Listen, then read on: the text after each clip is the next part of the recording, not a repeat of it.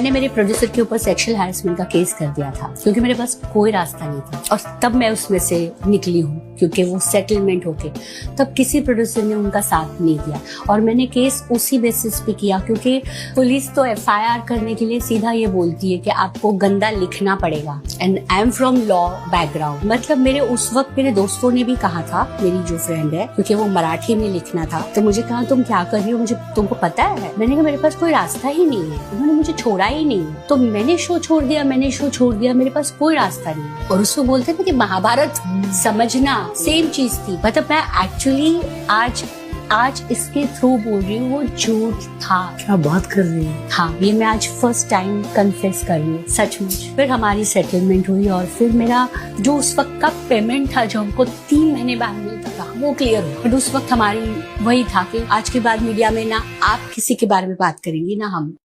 Hi everyone, this is Sandhya and welcome to my another controversy video. Basically ये मेरा 3rd video है और आप मुझे बिल्कुल भी नहीं जानते होंगे क्योंकि मैं एक फेमस इन्फ्लुएंसर नहीं हूँ, बट जिस रास्ते पे हूँ मुझे नहीं लगता है कि ज़्यादा दिन लगेगा। और अभी आप जो देख रहे थे वीडियो शुरू में, वो है शिल्पा शिंदे, जो कि हर एक घर में देखे जाने वाले शो भाभी जी घर पे है। मुझे लगता है कि सब लोग देखे होंगे और अच्छा शो था, काफ़ी अच्छा, क्योंकि मुझे भी बहुत ज़्यादा पसंद था। मैं जब भी खाती थी या फिर फ्री बैठी रहती थी तो मैं भाभी जी घर पे ही देखती थी। हाय दैया, क्या बात कर रहे हैं कुछ ऐसा ये बोलती थी और मुझे बहुत अच्छा लगता था। भलभूति जी का नाम लेती थी, मुझे सच में बहुत पसंद था। और ये बिग बॉस विनर भी रह चुकी हैं। अभी इनका एक स्टेटमेंट वायरल हो रहा है जिसमें ये बोल रही हैं कि मेरे ही प्रोड्यूसर पे इन्होंने अपने ही प्रोड्यूसर पे केस कर दिया था। और अभी तो आप सुन ही रहे होंगे इनके मुंह से कि किस बात को लेकर केस किए थे। तो क्या ये सही है? और इन्हीं की वजह से बहुत सारे ऐसे लोग हैं जिनकी सच्चाई भी रहती है तो उनको नहीं मिल पाता है न्याय। और उसके बाद ये फिर से एक हिना खान पोस्ट की थी जो कि आप देखे होंगे। अभी मैं आपको दिखा देती हूँ फिर से। और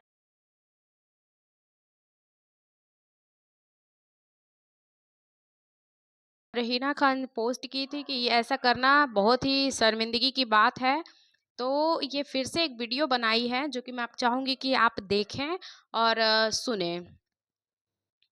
क्या बात है शिल्पा शिंदे, उस वक्त आप सोशल मीडिया पे नहीं थी, आज सोशल मीडिया पे हो।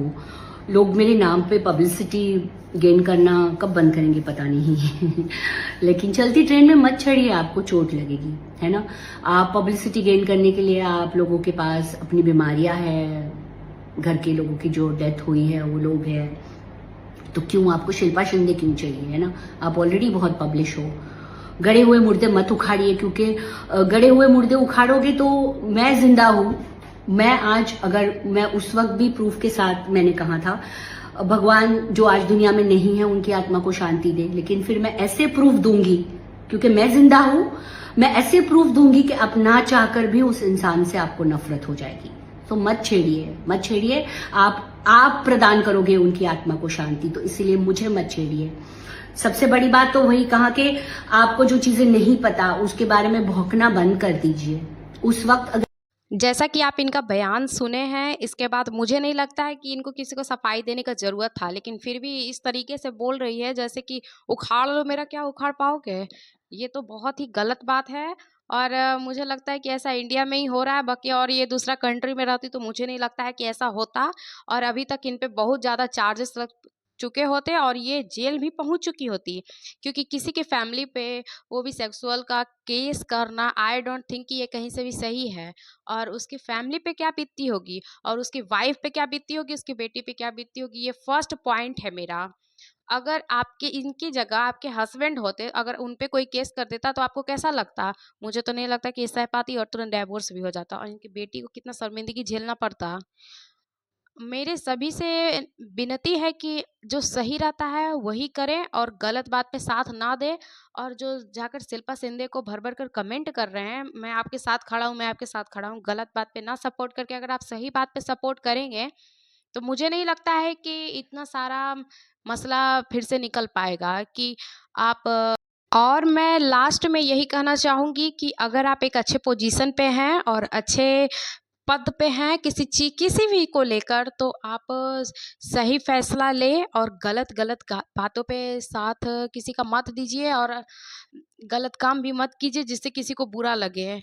हालांकि इनके तरफ से ऐसा करना ठीक है, लेकिन आप इन पे कुछ और बात को लेकर केस कर सकती थी। मुझे नहीं लगता है कि इस बात को ज़रूरत था।